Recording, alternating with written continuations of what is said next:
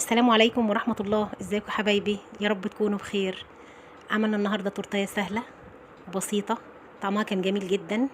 عملناها اتنين، عملناها بالشوكولاتة وعملناها كمان بالفاكهة بطريقة سهلة جدا، ومكونات موجودة في البيت. جربوها وان شاء الله هتعجبكم. شايفين التورتة شكلها حلو ازاي؟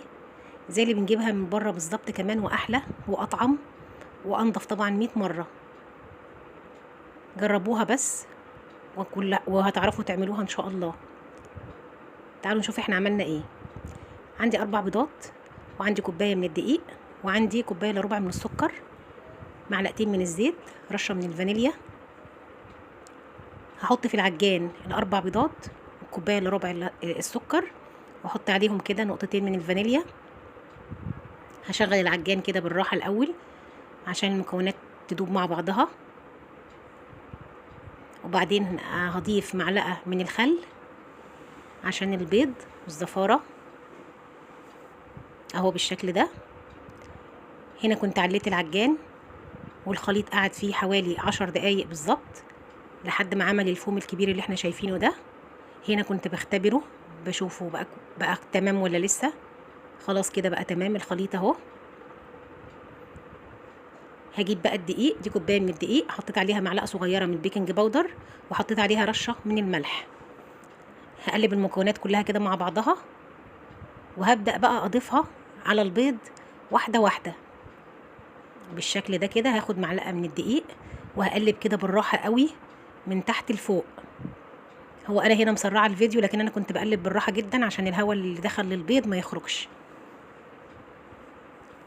بحط حبه حبه من الدقيق وبقلب بالراحه من تحت لفوق كده بالشكل اللي احنا شايفينه ده لحد ما اخلص الكميه كلها. ادي اهو حطيت معلقه تانية وهقلب واحده واحده وفي اتجاه واحد اهو. هجيب من تحت كده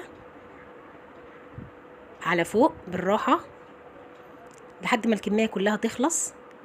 هضيف بقى حوالي معلقتين او 3 معالق من الزيت، برضو هقلب بالراحه، وهجيب برضو من تحت كده لفوق بالشكل اللي احنا شايفينه.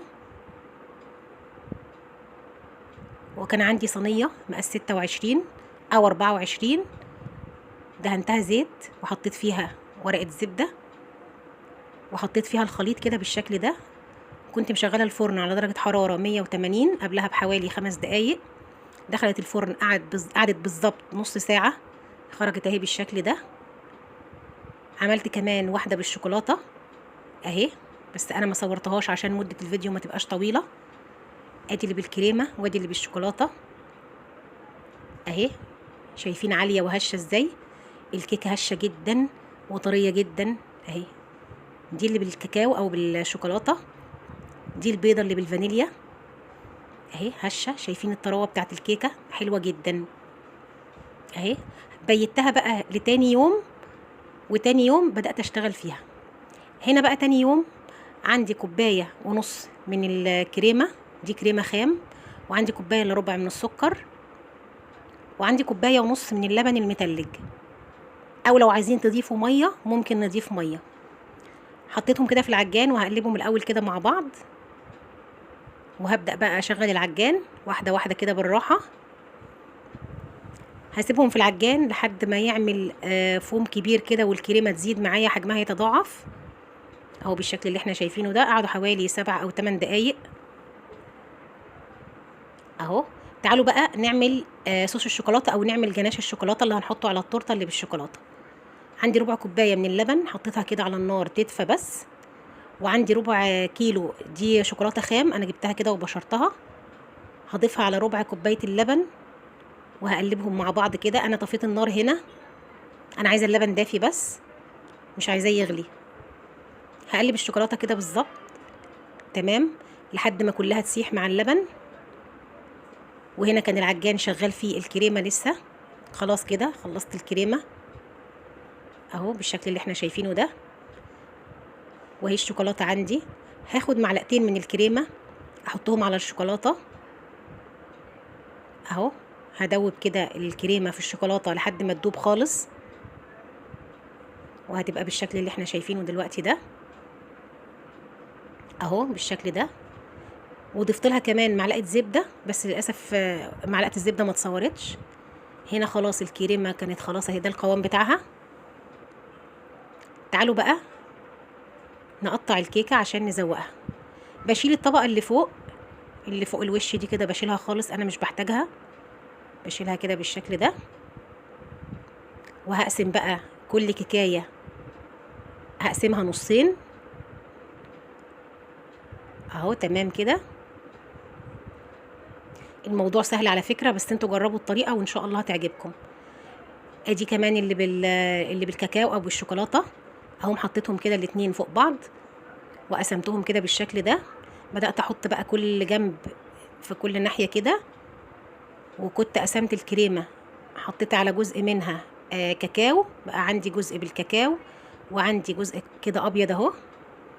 هبدا احط الكريمه على كل جزء كده بالشكل اللي احنا شايفينه اهو. وانا هنا سقيتها 7 اب، انا ما بسقيهاش شربات، لان انا بسقيها 7 اب. جربوا 7 اب ان شاء الله هتلاقوا طعمه حلو جدا مع الجاتو او مع التورت. هعمل بقى كلهم بنفس الطريقه كده.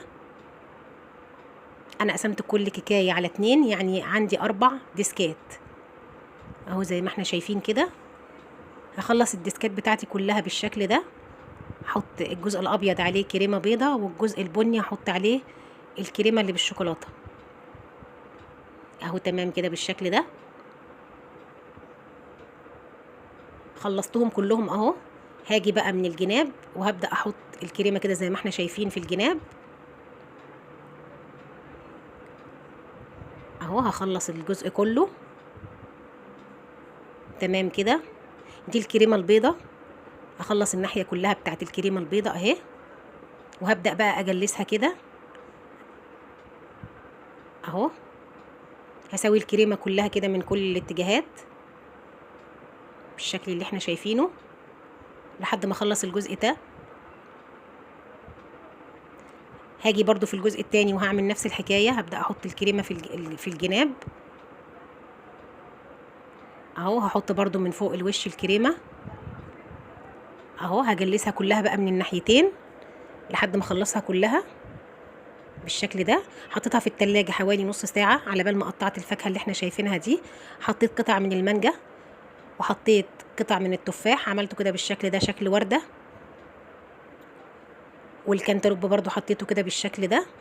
وكان عندي جوز هند في التلاجة، حمرته في طاسة على نار هادية، طلع بالشكل الجميل اللي احنا شايفينه ده.